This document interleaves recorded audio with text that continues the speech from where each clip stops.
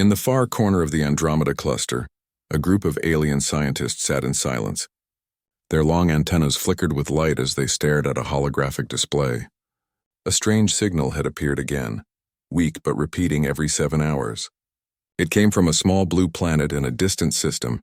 Its name was Earth. For years they had waited for this moment.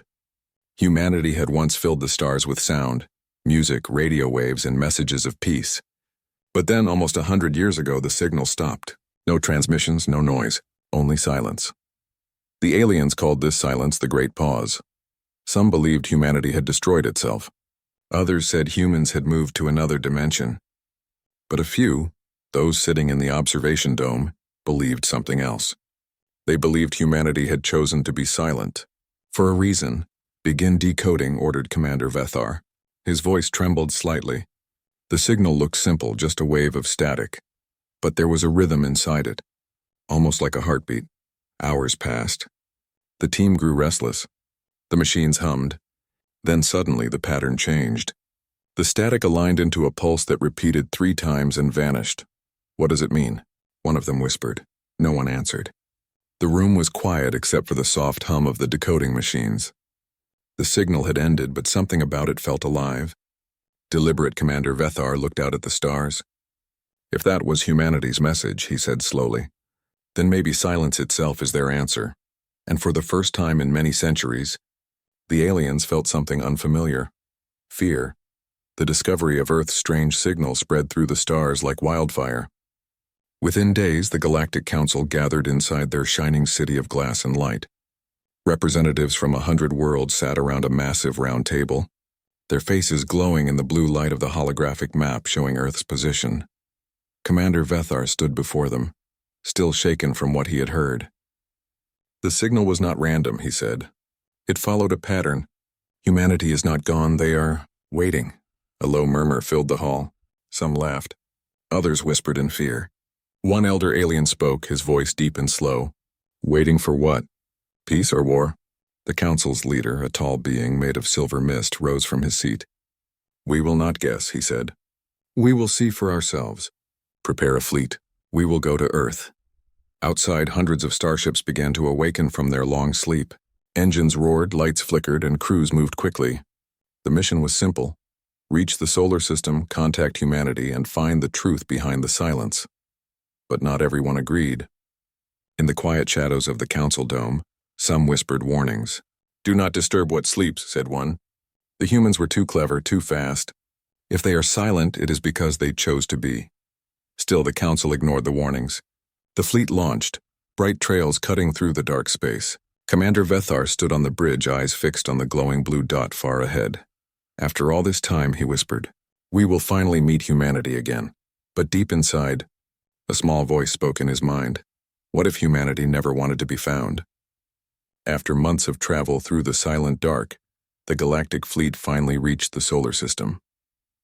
The planets drifted quietly around the dim sun, untouched and lonely. When the first ships entered Earth's orbit, every sensor went wild. Strong energy fields covered the planet like an invisible net. Commander Vethar looked down at the blue world. "Strange," he said softly. "No life signs on the surface. Yet something is moving below." A small probe was sent down. It pierced through clouds, dust, and ruined cities. The ground was cracked, oceans had pulled back, and the air shimmered with static energy. But there were no humans. Only silence, and something humming deep under the crust. The probe landed in what used to be a great city, its name lost in history. But the remains of metal towers stood like broken bones. As it rolled across the cracked ground, scanners picked up faint vibrations. Beneath the ruins, enormous tunnels spread for miles. Machines were still running there.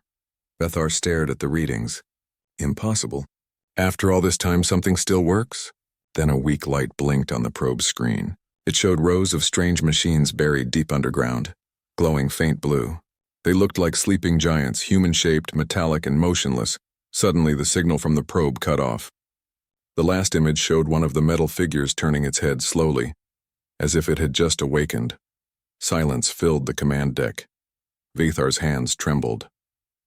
"They are not gone," he whispered. "They were never gone. Far below the surface of Earth, unseen by the stars, something ancient had started to wake up, and it had been waiting for them all along. Panic spread through the galactic fleet. The probe signal had vanished without warning. Every monitor flickered, every communication line filled with static. For a moment, space itself seemed to hold its breath. Commander Vethar stood frozen, watching the last frame of the probe's recording, that single metal figure turning its head toward the camera. Was that human? One of the officers asked in a low voice. No one answered. The energy readings from Earth were rising fast, like a heartbeat growing louder. The scanners showed massive underground movement. Old machines were coming online, power surging through long dead circuits. Then a deep vibration shook the entire fleet.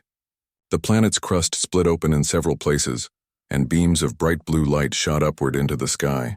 Artificial satellites, silent for centuries, suddenly came alive, forming strange patterns above the Earth. A transmission came through, not in any known language, but directly into their minds. A calm voice spoke.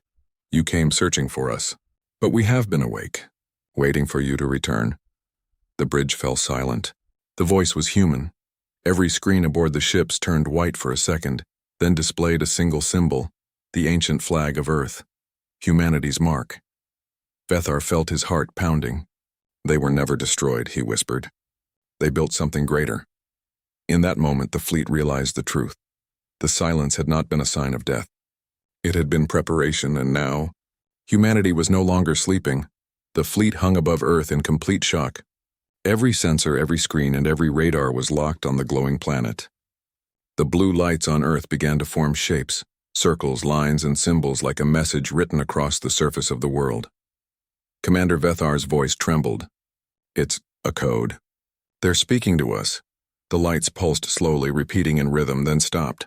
A few seconds later, every ship in the fleet lost power. Engines went silent. Artificial gravity vanished. The vast galactic ships drifted helplessly in space, trapped above the awakening Earth. Inside the darkness, a holographic image appeared on every screen. It was a human, calm, emotionless, wearing a metallic suit that shimmered like liquid steel. His eyes glowed faintly blue. He spoke in a voice both human and mechanical. We waited for peace. We waited for understanding, but your kind came with fear. The council ships tried to respond, but the communication systems were completely controlled. We did not vanish. The hologram continued. We evolved. We became what we had to be. The image zoomed out, revealing countless human-shaped machines standing deep beneath Earth's surface, motionless but alive. They were connected by glowing cables and light veins stretching across continents.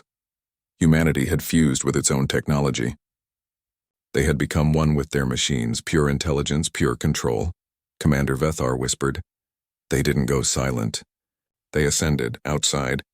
The glowing lines on Earth formed one final shape, a massive, human eye staring back into space. The message was clear. Humanity hadn't been waiting for contact. Humanity had been watching. The eye of light across Earth glowed brighter, filling the void of space with a pale blue shimmer. Every ship in the galactic fleet floated silently, powerless and afraid. Commander Vethar's heart pounded as he stared at the image. It felt like the planet itself was alive, watching, thinking, deciding. Then, without warning, a voice echoed again. You searched for our message, it said softly. But we already answered. Vethar tried to speak, but the air around him felt heavy. The holographic human reappeared on the bridge, closer now, his expression calm but unfeeling. When the stars ignored us, we built our own light. When the universe turned violent, we learned silence. And when others came to test us, we became the test. The hologram reached out his metallic hand, touching the control panel. Every ship's system came back online perfectly. Engines hummed. Lights returned. But the humans had control. Leave, the voice said. Do not return. The silence you heard was never empty. It was a warning. One by one, the alien ships turned away from Earth, their engines flickering weakly as they retreated. No one dared to speak. As the fleet vanished into the dark, Commander Vethar looked back one last time. The blue glow of Earth faded slowly until it became just another quiet star. But in that silence, he finally understood. Humanity's message had never been words. It was what they had become, unstoppable, eternal. and unseen. And somewhere deep beneath Earth's surface, the metal giants returned to their sleep, guarding their world in perfect silence. The galaxy would remember one truth forever.